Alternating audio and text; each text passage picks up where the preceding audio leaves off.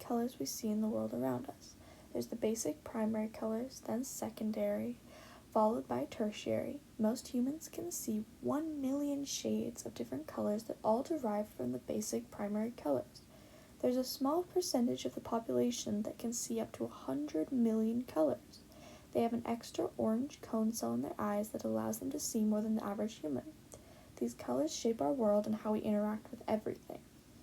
Sometimes our eyes have a hard time picking between different hues and shades, and our brains start to play tricks on us. Some people see hazel eyes as green, whilst others see them as brown. It's just about perspective and light levels. Light is a highly important source for our judgment we place on things, but it's not always reliable. A few years ago, a post went viral on the internet. A woman posted a picture of a simple dress with lace detailing on her Facebook back in 2015 that caused quite a controversy amongst the masses. People saw the dress as different colors, either white and gold or blue and black. Millions took polls on a myriad of websites to try and settle the dispute, but it only showed how different everyone's opinions were. Blue and black took the lead in some, whilst others showed white and gold. The tweet gained so much buzz that A-list celebrities like Taylor Swift, Mindy Kaling, and more tweeted about it. Everyone wanted to know how their favorite influencers felt about the dress and what they thought about it. Nobody even knew what the real colors were. The illusion of the dress played tricks on people's minds. Human eyes can only perceive as much color as our surrounding light allows. For example, if you look at an apple in a slightly illuminated room, the color of the apple stays at a neutral red hue that isn't particularly bright or dark in saturation. But when you look at an apple in a bright light, it is suddenly way more saturated and the light bounces off of it easier. In darkness, or a low-level light, the color of the apple appears to be dark and it's harder to judge what the actual shade of the apple is. The apple never physically changes, only our perception of it, which is like what happened with the dress phenomenon. The photo was taken with poor lighting, and that makes it harder for our brains to properly comprehend and process what the colors we are seeing are. Making the photo darker and lighter helps people visualize what the other perspective is, whether it be the lighter tones or the darker. It shows how it can be interpreted as the other. Some people's eyes would focus on the lighter shades and see white and gold, whilst others would focus on the darker shades and see blue and black.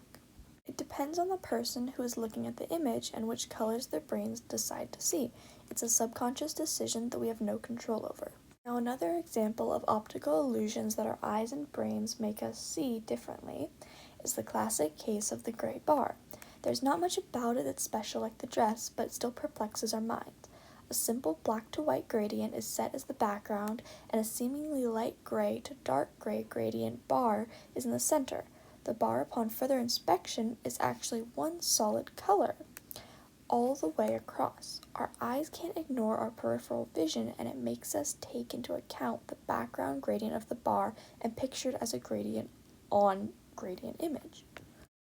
A similar example using the color gray is the two squares illusion.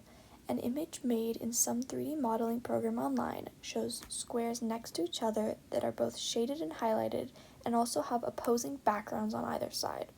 When you look at the squares initially, you can see a gray square and a white square touching, but when the colors are compared, it turns out they are the exact same shade. Again, the color gray tricking us into seeing colors that aren't even in the image. Now, last but not least is one of my favorite optical illusions. It's an art piece by Paul Noska. Only using the colors blue, green, black, and white, he's able to show texture and movement on a flat image. The longer you look, the more shapes and directions pop out at you. It's a wonder how he discovered how to make this optical illusion work. Our eyes see so many different colors over the course of our lives, and yet we still see new colors every day and discover new colors all the time.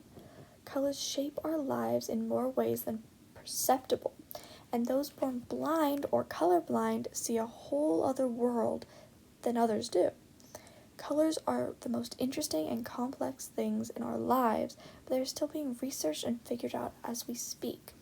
We may never know the true boundaries of light and its laws that bind us to our world of Roy G. Biv, but it's interesting to at least understand how impressive our eyes and the world around us really are.